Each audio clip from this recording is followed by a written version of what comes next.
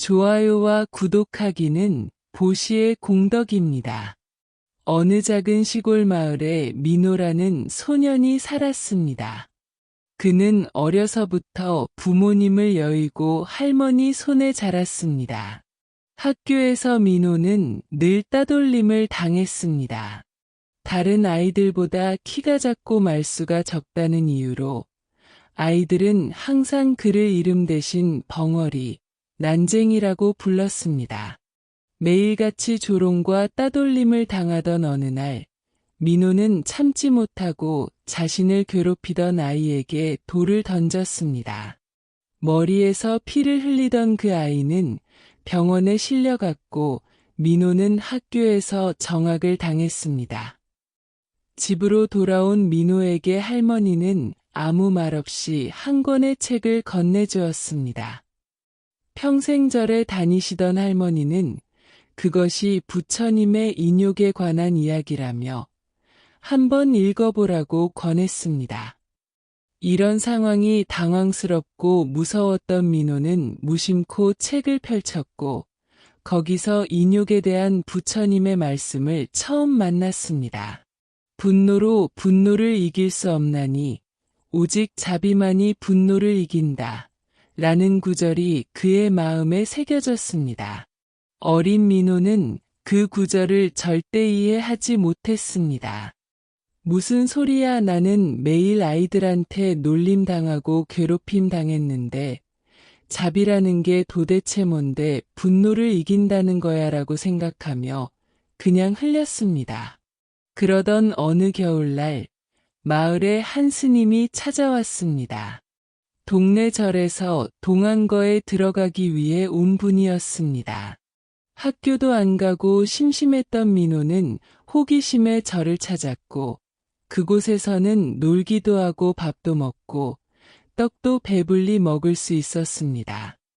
그게 좋아 매일 절을 찾아 공짜로 얻어 먹기가 불편했던 민호는 묵묵히 청소를 하며 스님들을 지켜보았습니다.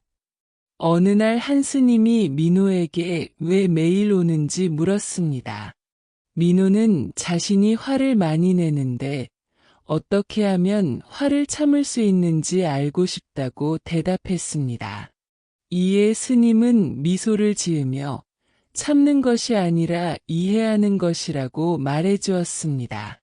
스님은 민호의 분노 뒤에는 항상 상처가 있으며 그 상처를 바라보아야 한다고 조언했습니다. 민호는 이해할 수 없었지만 스님의 말씀을 마음에 새겼습니다. 고등학생이 된 민호는 여전히 분노 조절에 어려움을 겪었습니다. 어느 날 할머니가 갑자기 쓰러져 병원에 입원하게 되었습니다. 의사는 할머니의 상태가 위중하다고 했습니다. 병상에 누운 할머니는 민호에게 처음으로 그의 부모님 이야기를 들려주었습니다. 할머니는 민호의 아버지가 살인 혐의로 감옥에 갔다고 털어놓았습니다. 민호의 어머니를 죽였다는 누명을 쓰고 수감되었다는 것이었습니다. 민호는 충격에 빠졌습니다. 그동안 동네 사람들이 자신을 보며 안타까워하고 혀를 끌끌 찼던 게 이거구나 그제서야 알게 되었습니다. 할머니는 사실 민호의 어머니가 자살했던 것이라고 설명했습니다. 하지만 증거가 모두 아버지를 가리켰고 아버지는 결백을 주장했지만 아무도 믿지 않았다고 했습니다. 할머니의 눈에서 눈물이 흘렀습니다. 할머니는 민호의 아버지가 감옥에서도 단 한 번도 분노하거나 억울함을 토로하지 않았다고 말했습니다. 아버지는 이것도 내 업보일 테니 받아들이고 수행하듯 살겠습니다. 제가 민호 엄마를 잘 살피지 못했습니다. 그것 또한 제 잘못입니다. 라고 말했다고 합니다. 민호의 아버지는 10년 후 감옥에서 병으로 돌아가셨다고 했습니다. 민호의 가슴은 무너져 내렸습니다. 할머니는 그것이 진정한 인욕이라고 설명했습니다. 부당한 상황에서도 분노하지 않고 자신의 마음을 지키는 것이라고 했습니다. 민호의 아버지는 마지막 순간까지도 민호 어머니와 세상을 원망하지 않았다고 할머니는 말했습니다. 할머니는 이틀 후 평화롭게 눈을 감았습니다. 할머니의 유품 중에서 민호는 아버지가 감옥에서 보낸 편지 뭉치를 발견했습니다. 편지들은 낡고 누렇게 변색된 봉투에 정성스럽게 보관되어 있었습니다. 첫 번째 편지의 날짜는 민호의 2살 생일이 지난 직후였습니다. 마지막 편지는 아버지가 돌아가시기 일주일 전에 쓰인 것이었습니다. 민호는 떨리는 손으로 가장 오래된 편지를 펼쳤습니다. 단정하고 깊이 있는 필체가 담긴 편지였습니다. 아버지는 할머니에게 어린 민호를 어머니께 맡기고 보지 못한다는 사실이 믿기지 않고 어머니께 감사함과 슬픔이 교차한다고 썼습니다. 민호의 얼굴을 볼 수 없다는 것이 가장 큰 형벌이지만 이것도 자신의 업보라 생각하고 받아들이겠다고 했습니다. 아버지는 자신의 결백을 믿어준 할머니께 감사하며 세상이 자신을 믿지 않는 것은 이전 생에서 지은 업의 결과일지도 모른다고 썼습니다. 부처님의 가르침대로 모든 일은 원인과 조건에 따라 일어나니 지금 겪는 고통에도 이유가 있을 것이라 여기며 감옥에서의 시간을 수행의 기회로 삼겠다고 다짐했습니다. 민호는 차례로 편지를 읽어나갔고 5년 후의 편지에서 가슴을 울리는 구절을 발견했습니다. 아버지는 민호에게 인욕을 가르쳐 달라고 부탁했습니다. 세상은 종종 불공평하고 잔인하지만 진정한 승리는 마음의 평화를 지키는 데 있다고 했습니다. 부처님의 가르침처럼 1000번 이기는 것보다 한 번 자신을 이기는 것이 더 위대하다는 것을 알려달라고 했습니다. 또한 아버지는 민호에게 자신의 잘못이 아니라고 말하지 말고 어떤 상황에서도 마음의 평화를 잃지 않는 법, 용서하는 법, 이해하는 법, 자비롭게 바라보는 법을 가르쳐 달라고 했습니다. 그것이 아들에게 줄 수 있는 유일한 유산이라고 했습니다. 마지막 편지는 짧았지만 강렬했습니다. 아버지는 몸이 많이 약해졌지만 마음은 그 어느 때보다 평화롭다고 썼습니다. 10년의 시간 동안 원망과 분노가 결국 자신의 마음을 괴롭히는 것일 뿐임을 배웠다고 했습니다. 아버지는 아내가 왜 그런 선택을 했는지 이해하며 그녀도 많이 아팠을 것이라고 썼습니다. 아버지는 민호가 그런 아픔은 물려받지 않기를 바라며 자신이 항상 아들을 사랑했다는 것과 민호가 이 편지들을 읽게 된다면 자신의 마음을 소중히 지키라는 메시지를 전해달라고 했습니다. 민호는 밤새 울었고 아침이 밝았을 때 가슴 속에 있던 무거운 돌덩이가 사라진 것 같은 느낌을 받았습니다. 민호는 아버지의 편지를 읽고 난 후 자신의 삶을 되돌아보기 시작했습니다. 어린 시절부터 쌓아온 분노와 상처가 이제는 다른 시각으로 보였습니다. 그는 어릴 적 친구를 돌멩이로 쳐서 상처를 줬던 일을 다시 상기시키며 할머니가 남긴 부처님 책을 다시 꺼내 진지하게 그 가르침에 귀를 기울였습니다. 대학교 3학년이 되었을 때 민호는 법학과로 전과했습니다. 법을 통해 억울한 사람들을 돕고 싶다는 열망이 커졌기 때문이었습니다. 많은 친구들이 그의 결정에 놀랐지만 민호는 처음으로 자신의 삶에 명확한 방향이 생겼다고 느꼈습니다. 법학 공부는 결코 쉽지 않았습니다.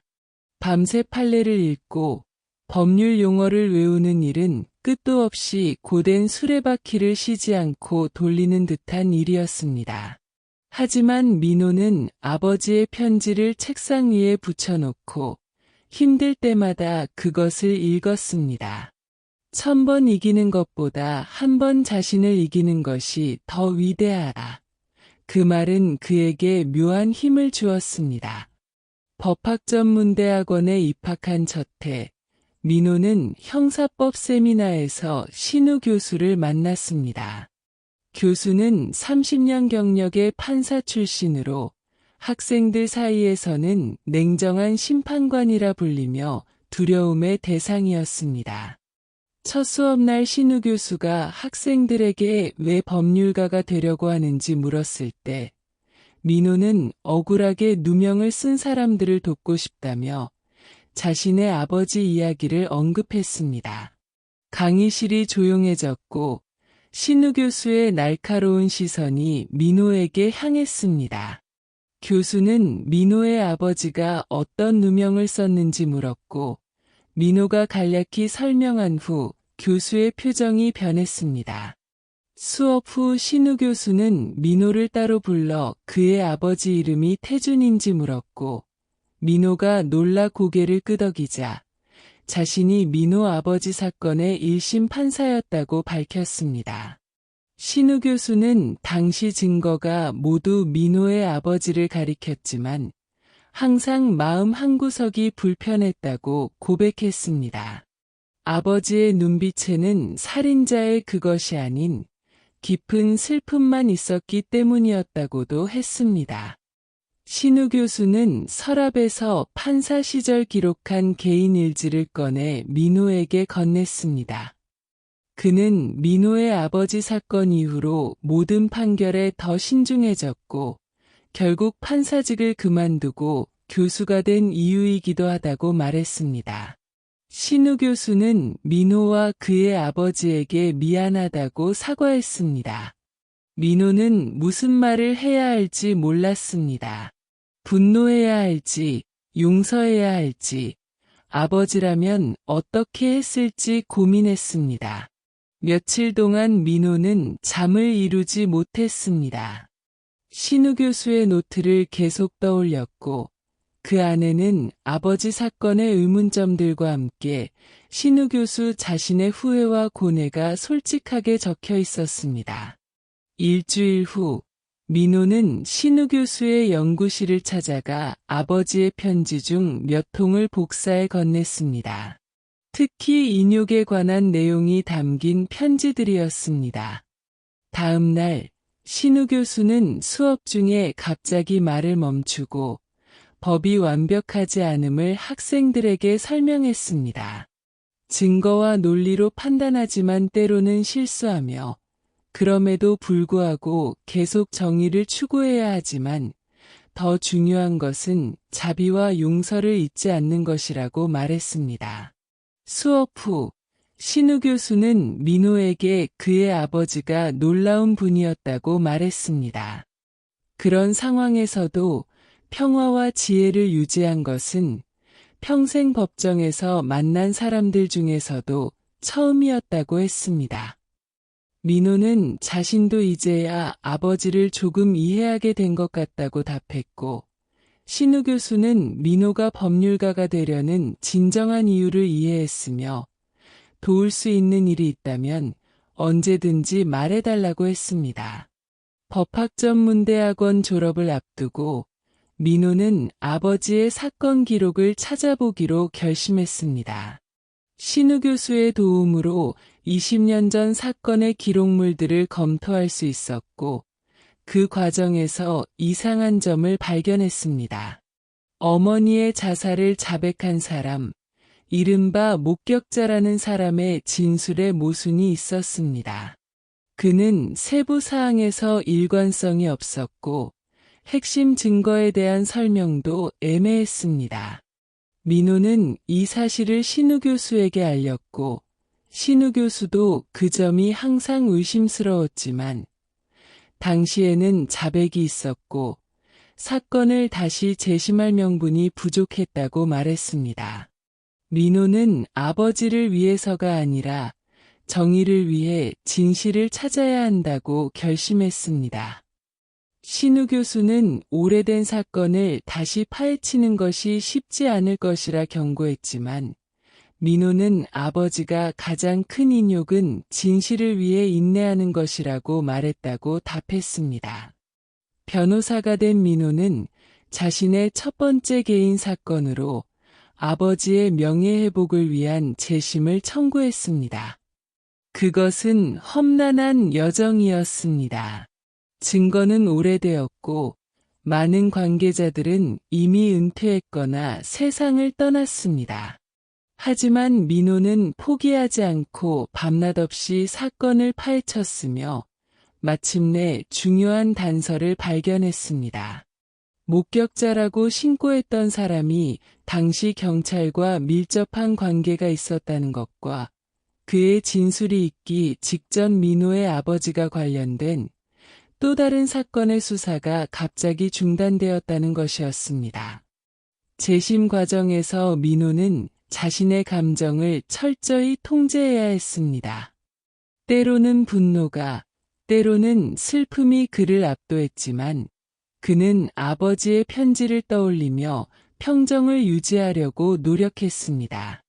재심 법정에서 민호는 법적 논리뿐만 아니라 인간의 존엄성과 정의의 본질에 대해 이야기했고 많은 이들의 마음을 움직였습니다. 그는 아버지가 억울하게 누명을 쓰고도 세상을 원망하지 않고 마음의 평화를 지켰으며 용서와 이해의 정신을 잃지 않았다고 말했습니다. 민호가 구하는 것은 단지 법적 정의만이 아니라 한 인간의 영혼에 드리워진 그림자를 걷어내는 것이라고 했습니다. 마침내 재심 판결이 내려졌고 민호의 아버지는 무죄였습니다. 진정한 사실은 따로 있었고 목격자의 자백은 조작된 것이었습니다. 아버지의 명예가 회복된 후 민호는 작은 법률 사무소를 열었습니다. 그는 주로 억울한 누명을 쓴 사람들과 사회적 약자들을 돕는 일에 집중했습니다. 그의 사무실 벽에는 아버지의 사진과 함께 1000번 이기는 것보다 한 번 자신을 이기는 것이 더 위대하다라는 편지에서 발췌한 문구가 걸려 있었습니다. 민호의 이야기는 서서히 알려지기 시작했고 많은 이들에게 희망을 주었습니다. 특히 부당한 상황에 처한 이들에게 그의 이야기는 포기하지 않을 이유가 되었습니다. 어느 날, 한 중년 남성이 민호의 사무실을 찾아왔습니다. 그는 자신을 민호 아버지의 동료 수감자라고 소개했고, 태준 씨가 감옥에서 모두에게 빛과 같은 존재였다고 말했습니다. 남성은 오래된 책 한 권을 꺼내 보여주었습니다. 그것은 민호의 아버지가 그에게 준 부처님의 가르침이 담긴 책이었습니다. 아버지는 이 책으로 수감자들에게 글을 가르쳐주고 희망을 주었다고 합니다. 민호는 그 책을 받았고 책 속에는 아버지의 필체로 메모가 가득했습니다. 특히 인욕과 자비에 관한 구절에 많은 표시가 되어 있었습니다. 남성은 민호의 아버지가 항상 우리가 이곳에 있는 것은 벌이 아니라 깨달음을 얻기 위한 기회라고 말했다고 전했습니다. 처음에는 이해하지 못했지만 시간이 지나면서 그 말의 의미를 알게 되었다고 했습니다. 민호는 그 남성에게 감사 인사를 전했고 그날 밤 아버지가 남긴 책을 읽으며 깊은 성찰에 잠겼습니다. 그리고 5년 후 민호는 어머니의 고향인 시골 작은 마을에 태준 법률 상담소를 열었습니다. 그곳은 법률 서비스를 받기 어려운 시골 주민들을 위한 공간이었고 일주일에 한 번씩 그는 서울에서 이곳으로 와 무료 상담을 제공했습니다.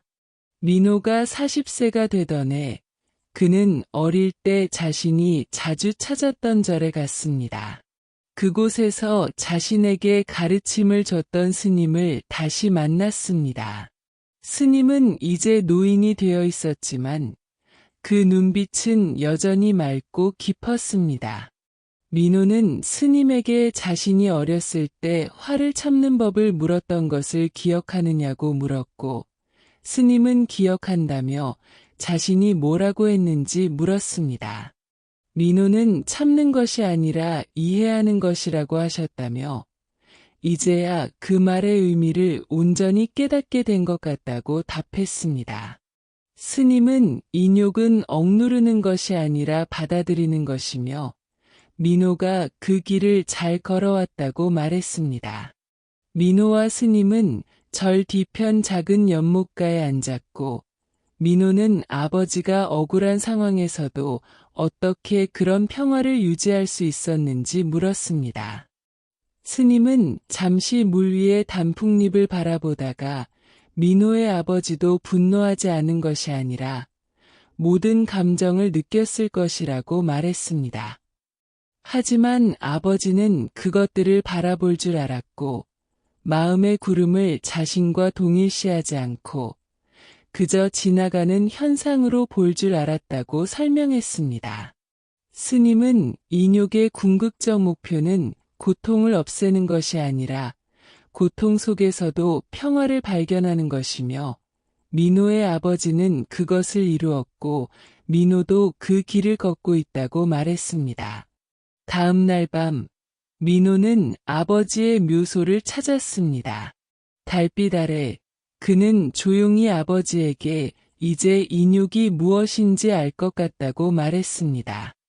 단순히 견디는 것이 아니라 모든 것을 있는 그대로 받아들이고 그 속에서도 평화를 찾는 것이며 아버지가 45년 전 편지에 써준 가르침이 이제야 자신의 가슴에 온전히 자리 잡았다고 말했습니다. 민호는 아버지의 비석 앞에 작은 부처님 석상을 놓았습니다. 그것은 인욕의 상징이자 아버지의 유산을 이어받겠다는 그의 약속이었습니다. 세월이 흘러 민호의 머리카락에도 서리가 내리기 시작했지만 그의 마음은 점점 더 맑고 평화로워졌습니다. 그는 많은 이들에게 인욕의 가르침을 전했고 작은 법률 상담소는 전국적으로 알려진 정의의 상징이 되었습니다. 민호의 삶은 부처님의 인욕 가르침이 현대 사회에서도 얼마나 강력한 지혜가 될 수 있는지 보여주는 살아있는 증거였습니다. 그리고 그의 이야기는 인생에서 가장 어두운 순간조차도 깨달음의 기회가 될 수 있다는 희망의 메시지를 세상에 전했습니다. 부처님께서는 인욕에 대해 이렇게 말씀하셨습니다. 모든 공덕 중에서 인욕보다 위대한 것은 없다. 참음은 최고의 수행이며 열반에 이르는 최상의 길이다. 참고 견디는 인욕의 가르침은 우리 삶의 가장 어려운 순간에도 빛을 비추는 등불과 같습니다. 이 가르침이 한 사람의 인생을 어떻게 변화시켰는지 알 수 있습니다. 부처님의 인욕에 대한 가르침은 단순히 고통을 참는 것이 아닙니다. 그것은 깊은 이해와 지혜를 통해 마음의 평화를 지키는 것입니다. 인욕은 우리에게 가장 어두운 순간에도 빛을 비추는 등불이 됩니다. 그리고 그 빛은 우리뿐만 아니라 우리 주변의 모든 이들에게도 희망과 치유를 가져다 줍니다. 부처님께서는 인욕은 세상에서 가장 강한 힘이다. 그것은 칼이나 총으로 이길 수 없는 승리를 가져다 준다라고 말씀하셨습니다. 보시를 통한 내면의 변화와 정신적 성숙. 보시는 물질적인 나눔을 넘어 우리의 내면 세계에 깊은 변화를 가져옵니다.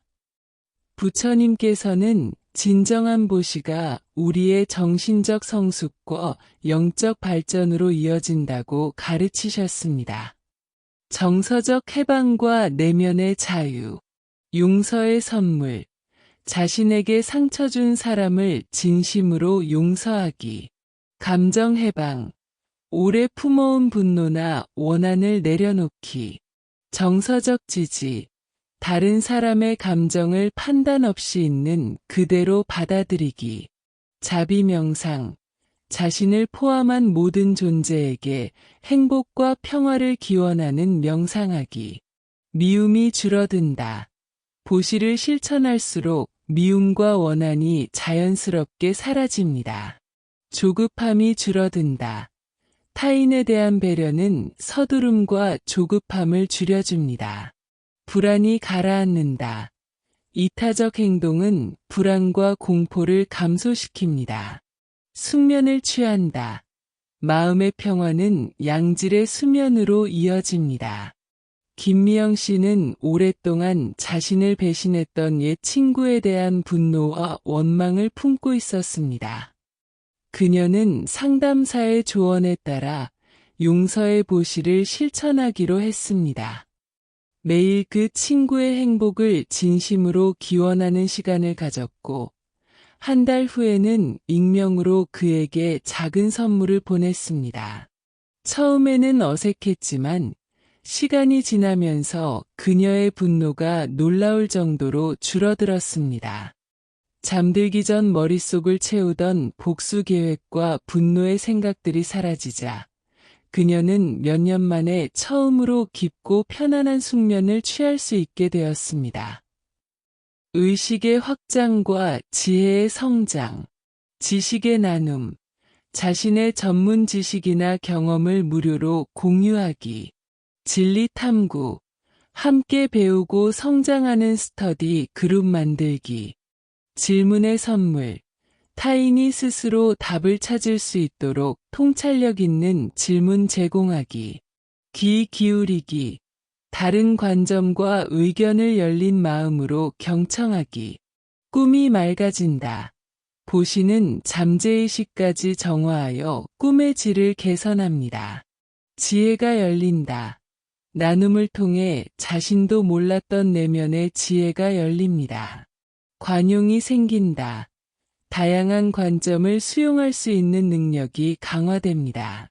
타인을 이해하게 된다. 타인의 상황과 감정에 대한 통찰력이 깊어집니다. 박 교수는 대학에서 가르치는 것 외에도 저소득층 학생들을 위한 무료 강의를 온라인에 올리기 시작했습니다. 처음에는 단순히 지식을 나누기 위한 목적이었지만 학생들의 질문에 답하는 과정에서 그는 자신의 학문적 이해가 더욱 깊어지는 것을 발견했습니다. 다양한 배경을 가진 학생들의 관점을 접하면서 그의 학문적 시야도 확장되었고, 이전에는 생각하지 못했던 새로운 연구 주제들을 발견하게 되었습니다. 밤에는 복잡한 문제의 해결책이 꿈속에서 명료하게 떠오르는 경험도 하게 되었습니다. 관계 개선과 소통의 공덕, 주의 집중, 대화할 때 스마트폰을 치우고 상대방에게 온전히 집중하기, 적극적 경청, 상대의 말을 중간에 끊지 않고 끝까지 듣기, 인정과 확인, 상대방의 감정과 경험을 인정하고 확인해주기, 공감 표현, 당신의 입장이라면 나도 그렇게 느꼈을 거예요. 와 같은 공감 표현하기, 경청하는 태도가 생긴다. 다른 이의 말에 진정으로 귀 기울이는 습관이 형성됩니다. 감사의 마음이 깊어진다.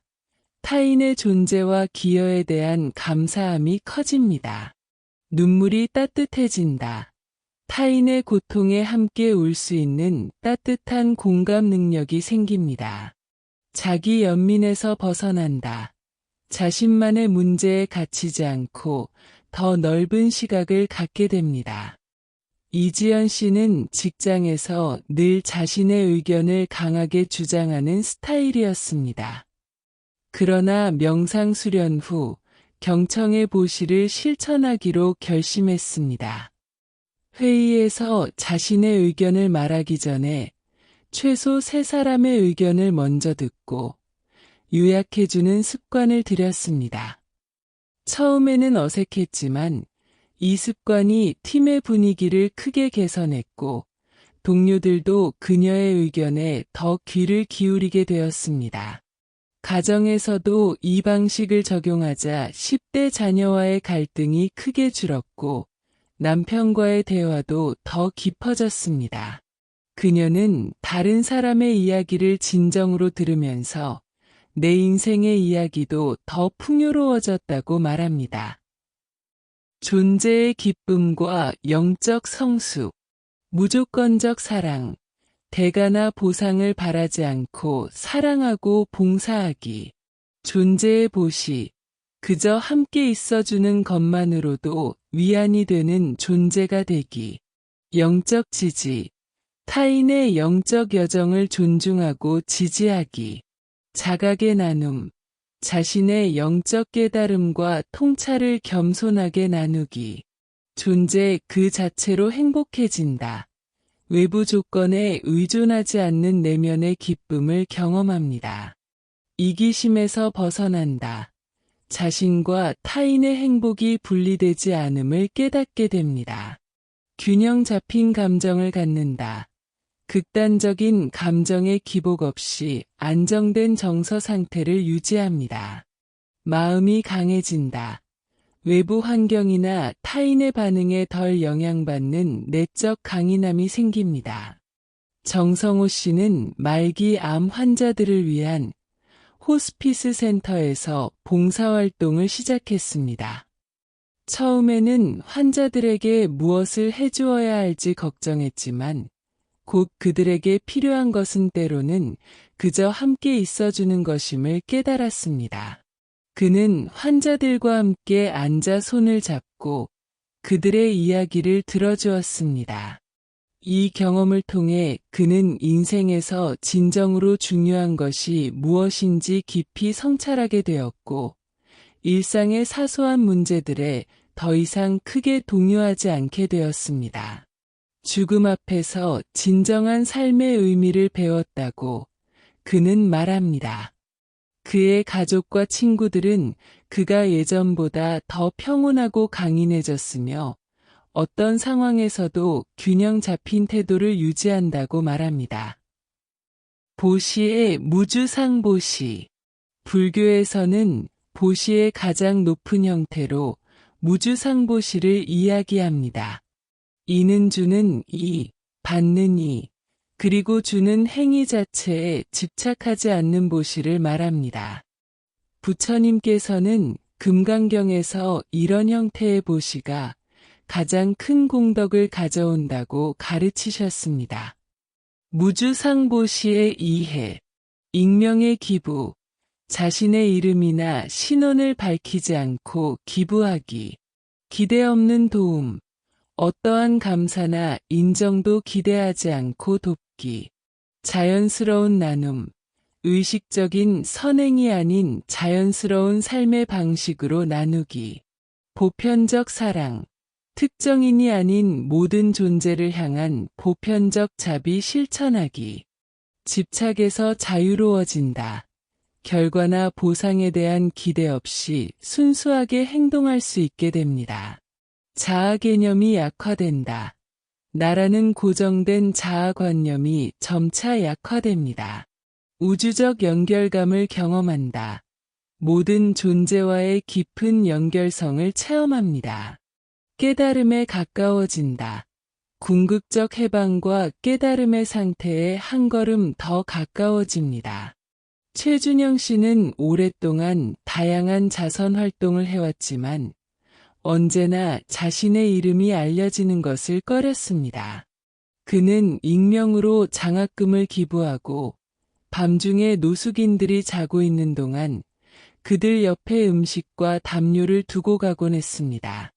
누군가 그에게 왜 자신의 선행을 알리지 않느냐고 물었을 때 그는 진정한 보시는 거울 앞에서 하는 춤과 같아요. 누가 보든 보지 않든 춤의 아름다움은 변하지 않죠라고 대답했습니다. 그는 이런 익명의 보시를 통해 자신의 내면에 특별한 평화가 깃들었다고 말합니다.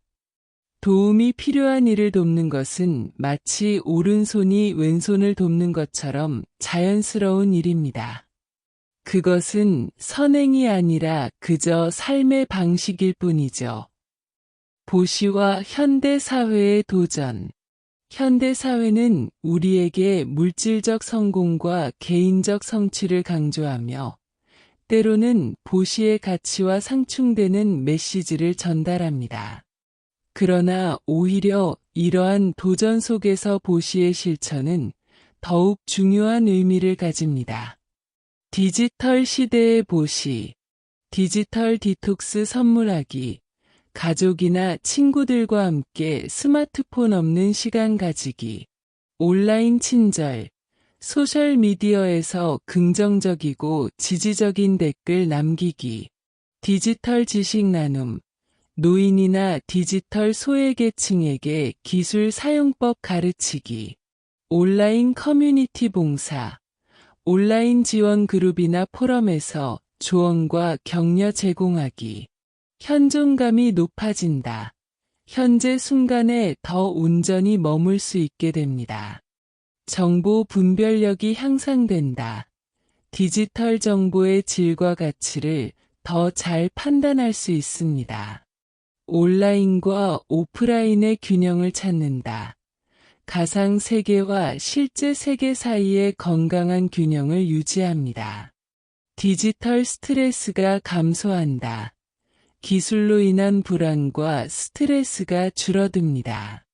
정태영 씨는 IT 회사에서 근무하는 프로그래머로 주말마다 지역 노인복지관에서 노인들에게 스마트폰 사용법을 가르치는 봉사활동을 했습니다. 처음에는 단순히 기술을 가르치는 것이었지만 곧 그것이 노인들의 고립감을 줄이고 가족과의 연결을 강화하는 데 큰 도움이 된다는 것을 알게 되었습니다. 이 경험은 그에게도 영향을 미쳐 자신의 디지털 사용 습관을 재평가하게 되었습니다. 그는 매일 저녁 7시 이후에는 스마트폰을 멀리하고 가족과 실제 대화에 집중하는 습관을 들였습니다. 그 결과 그의 불면증이 개선되고 가족 관계가 깊어졌으며 업무 시간에도 더 집중할 수 있게 되었습니다. 바쁜 일상 속의 보시, 시간의 티스푼, 하루에 15분만 다른 일을 위해 할애하기, 기다림의 선물, 줄을 서거나 신호등을 기다릴 때 조급해하지 않고 평온함 유지하기, 작업 중 친절, 바쁜 업무 중에도 동료에게 도움과 지원 제공하기, 효율적인 보시, 일상 루틴에 자연스럽게 통합될 수 있는 나눔 방식 찾기, 시간 인식이 변한다. 시간에 쫓기는 느낌 대신 풍요로운 현재를 경험합니다. 우선순위가 명확해진다. 진정으로 중요한 것과 그렇지 않은 것을 구별하는 능력이 향상됩니다. 스트레스 탄력성이 커진다. 압박 상황에서도 평정심을 유지하는 능력이 강화됩니다. 삶의 리듬이 자연스러워진다. 조급함 대신 자연스러운 삶의 흐름을 따르게 됩니다. 한지민 씨는 세 아이의 엄마이자 풀타임 회사원으로 항상 시간에 쫓겼습니다. 하지만 그녀는 시간의 티스푼 개념을 실천하기 시작했습니다. 출퇴근 버스에서 15분 동안 옆자리 노인과 대화를 나누거나 점심시간에 10분만 직장 동료의 고민을 들어주는 시기였습니다. 처음에는 이런 작은 시간도 아까웠지만 점차 이 짧은 순간들이 그녀의 하루에 특별한 의미를 더한다는 것을 깨달았습니다. 놀랍게도 이런 실천을 통해 그녀는 이전보다 시간에 쫓기는 느낌이 줄었고 오히려 하루가 더 풍요롭게 느껴졌습니다. 남을 위해 시간을 내면 시간이 나에게 더 많은 것을 돌려주는 것 같아요라고 그녀는 말합니다. 보시의 총체적 접근, 몸, 마음, 영혼의 통합. 진정한 보시는 우리의 전체 존재 몸, 마음, 영혼과 참여하는 통합적 행위입니다. 부처님께서는 이러한 통합적 보시가 가장 완전한 형태의 나눔이라고 가르치셨습니다. 통합적 보시의 실천, 전인적 봉사, 신체적 노동, 감정적 지지, 지적 안내를 모두 포함하는 봉사활동 찾기, 맞춤형 보시, 받는 이의 실제 필요와 상황에 맞는 최적의 도움 제공하기, 지속적 성장, 자신의 보시 능력을 계속 발전시키기 위해 배우고 성장하기, 공동체 참여, 다양한 배경과 능력을 가진 사람들이 함께하는 공동체 활동에 참여하기, 전인적 건강을 경험한다. 신체, 정서, 정신, 영적 차원에서 모두 건강해집니다. 자아 경계가 확장된다. 나와 타인의 구분이 덜 명확해지며 연결감이 깊어집니다. 창조적 에너지가 흐른다. 새로운 해결책과 가능성을 발견하는 창의력이 향상됩니다. 행복의 질이 변화한다. 일시적 즐거움 대신 지속적이고 깊은 행복을 경험합니다. 이수진 씨는 도시 외곽의 공동체 농장 프로젝트에 참여했습니다. 이 프로젝트는 도시 취약계층에게 건강한 식품을 제공하고 환경 교육을 하며 힐링 공간을 제공하는 것이 목표였습니다. 그녀는 주말마다 농사일을 돕는 신체적 보시 방문자들에게 유기농법을 가르치며 지적 보시, 농장을 찾는 이들에게 마음의 위안을 주는 정서적 보시 활동을 했습니다. 이 통합적 봉사 경험을 통해 그녀는 자신의 삶이 완전히 변화했다고 말합니다.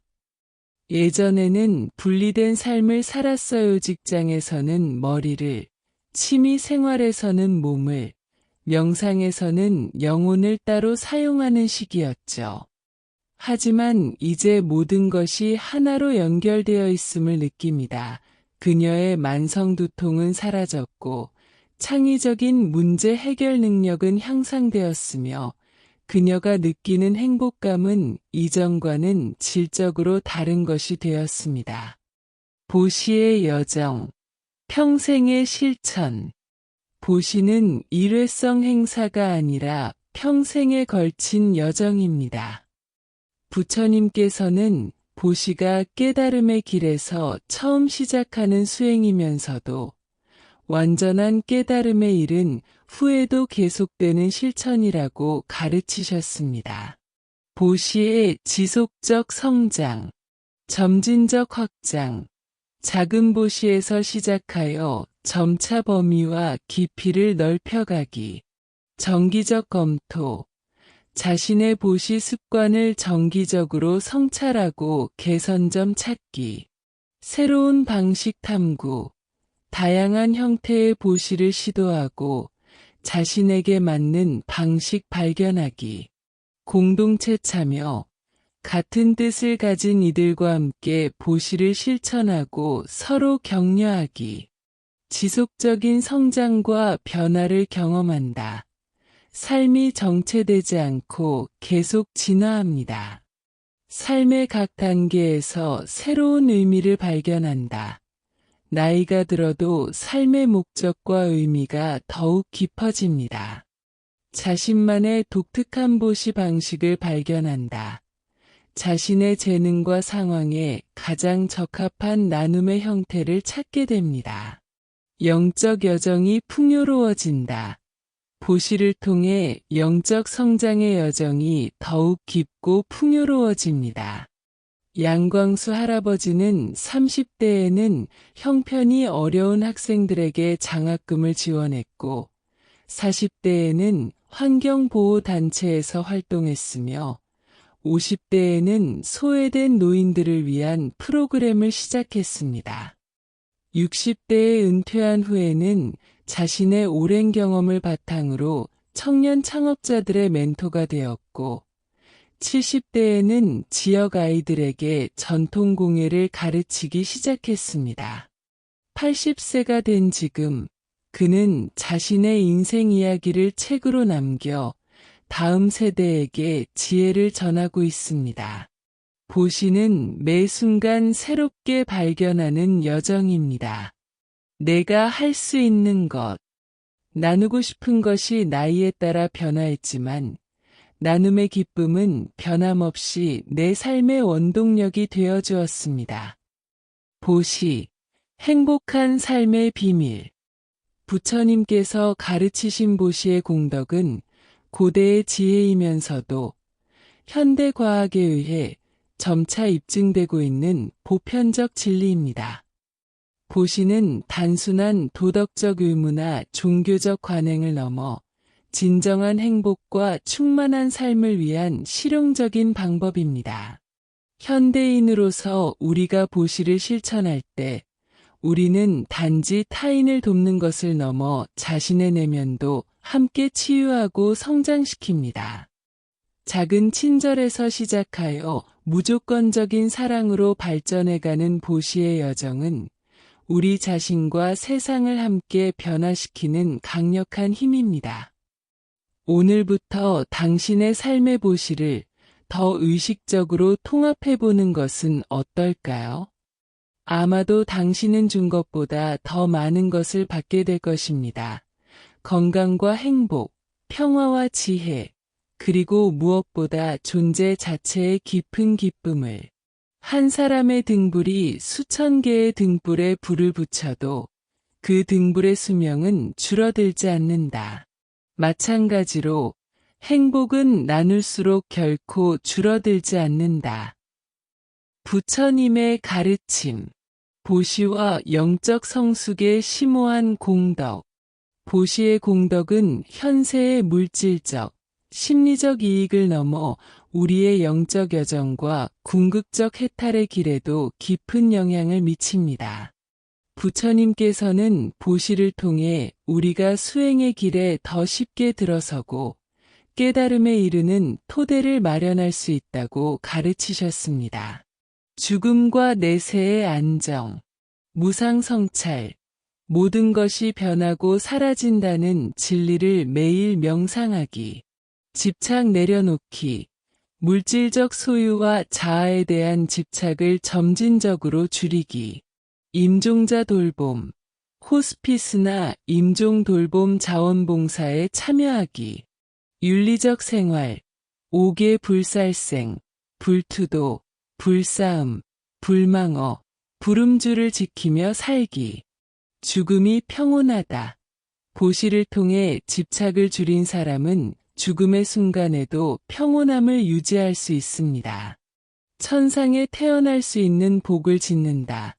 불교적 관점에서 선한 업은 좋은 내세의 토대가 됩니다.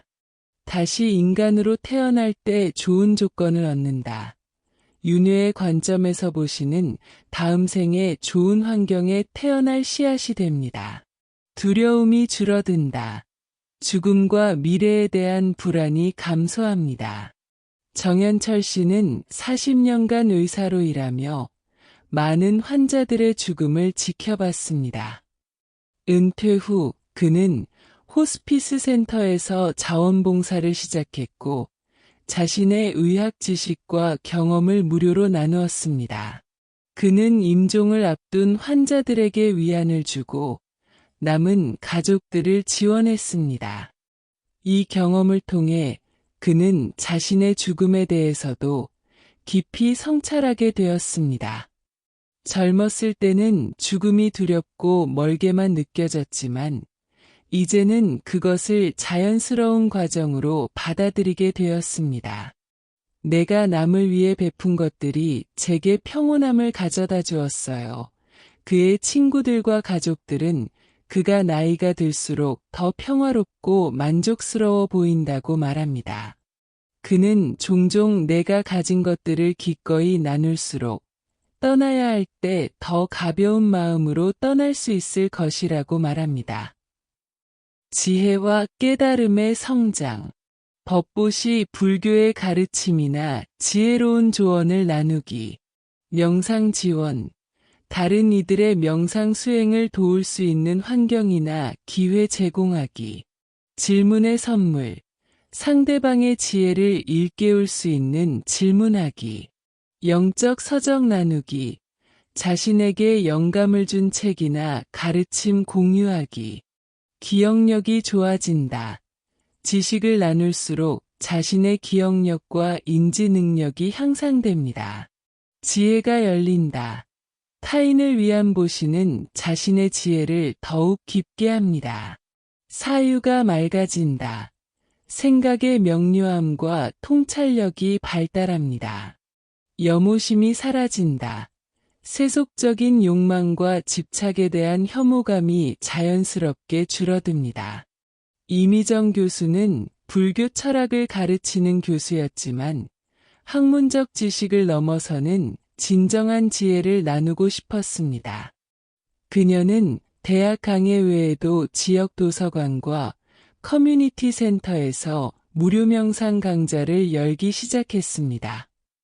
처음에는 단순히 지식을 전달하는 것이었지만 점차 그녀는 이 가르침을 나누는 과정에서 자신의 이해도 깊어지는 것을 경험했습니다.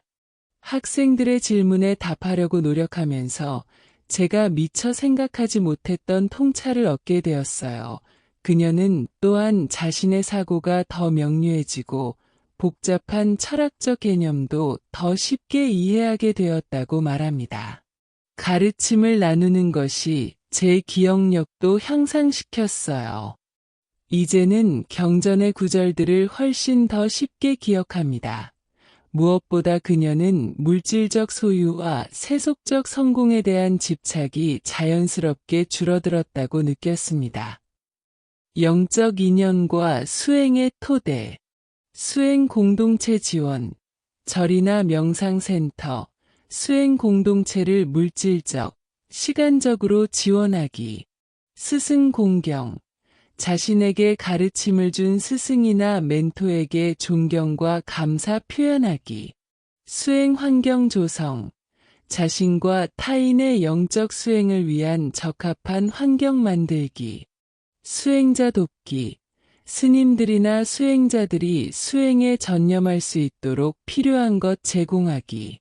믿음의 씨앗이 자란다. 진리와 수행에 대한 믿음이 더욱 깊어집니다.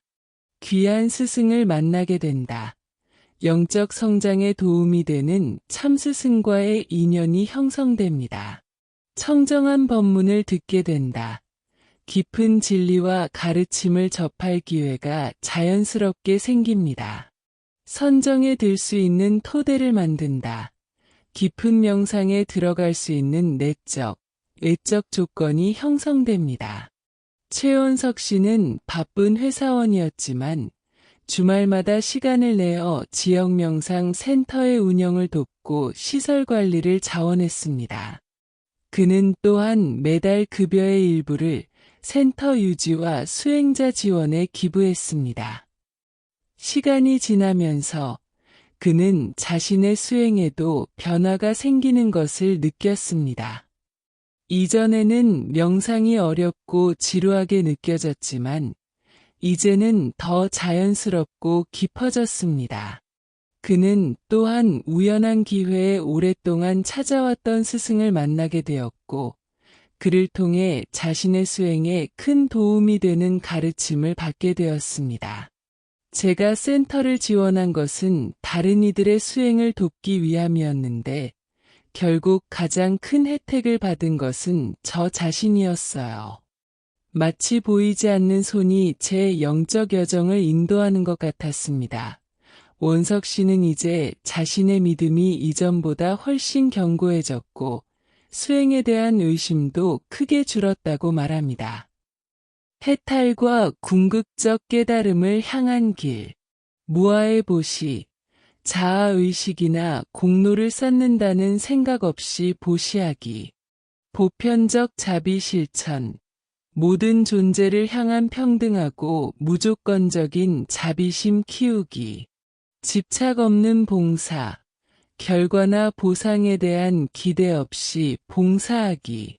진리 탐구 지원. 타인의 진리 탐구와 깨달음의 여정을 지원하기. 해탈을 이룰 수 있는 인연이 마련된다. 궁극적 해방과 깨달음으로 가는 길이 열립니다. 도와줄 이가 나타난다. 영적 여정에서 필요한 도움과 지지가 자연스럽게 찾아옵니다. 성근이 자란다. 깨달음의 씨앗인 선한 뿌리가 강화됩니다.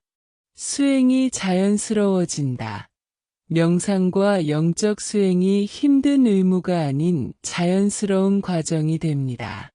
김선우 씨는 오랫동안 명상을 수행해왔지만 진정한 변화를 경험하지 못했습니다. 그러던 중 그는 무조건적 보시의 중요성에 대한 법문을 듣고 깊은 영감을 받았습니다. 그는 자신의 전문 분야인 심리상담 기술을 활용해 트라우마를 겪은 이들을 위한 무료 상담 서비스를 시작했습니다. 특별한 것은 그가 이 봉사를 통해 어떤 인정이나 보상도 기대하지 않으려고 노력했다는 점입니다. 저는 의식적으로 제 이름이나 신분을 드러내지 않으려 했고, 심지어 감사의 말도 듣지 않으려 했습니다. 이러한 무아의 보시를 실천하면서 그는 자신의 명상 수행에 놀라운 변화가 일어나는 것을 경험했습니다. 이전에는 명상에서 자아를 비우는 것이 이론적으로만 이해되었는데, 이제는 그것을 직접 경험하게 되었습니다. 보시를 통해 자아에 대한 집착이 자연스럽게 약해진 것 같아요.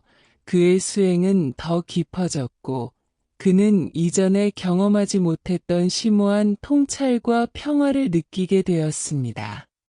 또한 그의 영적 여정에 중요한 안내를 제공할 수 있는 스승들과 수행 공동체를 자연스럽게 만나게 되었습니다. 현대 사회의 도전과 보시의 지혜. 현대 사회는 물질주의, 개인주의, 빠른 속도, 디지털 기술의 확산 등으로 특징 지어집니다. 이러한 환경에서 보시의 가르침은 우리에게 균형과 의미를 찾는 길을 제시합니다. 물질주의 시대의 보시, 미니멀리즘 추구, 필요 이상의 소유를 줄이고 단순한 생활 방식 채택하기, 소비 습관 제고, 구매 전 정말 필요한가? 라는 질문 습관화하기, 물물교환 참여, 새 것을 사는 대신 교환이나 중고 거래 활용하기, 비물질적 선물, 생일이나 기념일에 물건 대신 경험이나 시간을 선물하기, 물질적 집착에서 자유로워진다. 소유에 대한 강박이 줄어들고 내적 자유가 커집니다. 자원 활용이 효율적으로 변한다. 낭비가 줄고 있는 것에 대한 감사함이 커집니다. 진정한 가치를 분별하는 안목이 생긴다. 무엇이 진정으로 중요한지 분별하는 지혜가 발달합니다. 지속 가능한 생활 방식이 자리 잡는다. 환경과 미래 세대를 고려하는 생활 습관이 형성됩니다. 한지수 씨는 패션 업계에서 일하며 항상 최신 트렌드를 따라야 한다는 압박을 느꼈습니다. 그녀의 아파트는 거의 입지 않는 옷들로 가득 찼습니다. 환경 다큐멘터리를 본 후 그녀는 자신의 소비 습관을 재고하기 시작했습니다. 그녀는 1년 동안 새 옷 사지 않기 챌린지를 시작했고, 대신 자신의 옷장에서 100벌 이상을 기부했습니다. 또한 친구들과 옷 교환 모임을 시작했습니다. 처음에는 어색했지만 점차 물건에 대한 집착이 줄어드는 것을 느꼈어요. 이제는 무언가를 구매하기 전에 이것이 정말 필요한가? 라고 항상 자문합니다. 그녀는 이 과정에서 소비에 쓰던 돈과 에너지를 창의적인 취미와 의미 있는 관계에 더 많이 투자하게 되었다고 말합니다. 물질적 소유가 줄어들수록 제 삶은 오히려 더 풍요로워졌어요. 디지털 시대의 보시, 디지털 지식 나누기, 유용한 정보, 튜토리얼, 오픈소스 콘텐츠 공유하기, 온라인 친절, 소셜미디어에서 긍정적이고 지지적인 댓글 남기기, 디지털 디톡스 권장, 주변 사람들에게 디지털 기기 없는 시간의 가치 알리기, 사이버 괴롭힘 방지, 온라인에서 약자를 보호하고 존중의 문화 조성하기, 디지털 환경에서도 균형을 찾는다. 기술의 이점을 누리면서도 그것에 지배되지 않습니다. 온라인과 오프라인의 조화를 이룬다. 가상 세계와 실제 세계 사이의 건강한 균형을 유지합니다. 디지털 공간에 긍정적 영향을 미친다. 온라인 환경을 더 친절하고 지혜로운 공간으로 변화시킵니다. 집중력과 현존감이 향상된다. 디지털 산만함에 덜 영향받고 현재 순간에 더 온전히 머물 수 있게 됩니다. 박준호 씨는 IT 전문가로 디지털 기술이 가져오는 혜택과 도전을 잘 알고 있었습니다. 그는 노인들과 디지털 소외계층을 위한 무료 컴퓨터 교실을 운영하기 시작했습니다. 또한 그는 자신의 블로그에 디지털 웰빙과 기술의 건강한 사용에 관한 팁을 정기적으로 공유했습니다. 기술은 도구일 뿐 우리의 주인이 되어서는 안 됩니다. 그는 가족들에게도 디지털 샤바트, 매주 24시간 동안 모든 전자기기를 끄는 시간을 제안했고, 이 아이디어는 점차 그의 지역사회로 확산되었습니다. 준호 씨는 이런 실천을 통해 자신의 디지털 습관도 개선되었다고 말합니다. 이전에는 항상 알림에 반응하고 소셜미디어를 확인하는데 많은 시간을 보냈지만, 이제는 기술을 더 의식적으로 사용하게 되었어요. 덕분에 집중력이 향상되고 실제되면 관계가 더 깊어졌습니다. 바쁜 현대인의 시간 보시, 시간의 티스푼, 매일 15분만 의식적으로 타인을 위해 할애하기, 대기 시간 활용, 기다리는 시간에 주변 사람들에게 친절 베풀기, 멀티태스킹 줄이기, 한 번에 한 사람에게 온전한 주의 기울이기, 시간에 대한 인식이 바뀐다.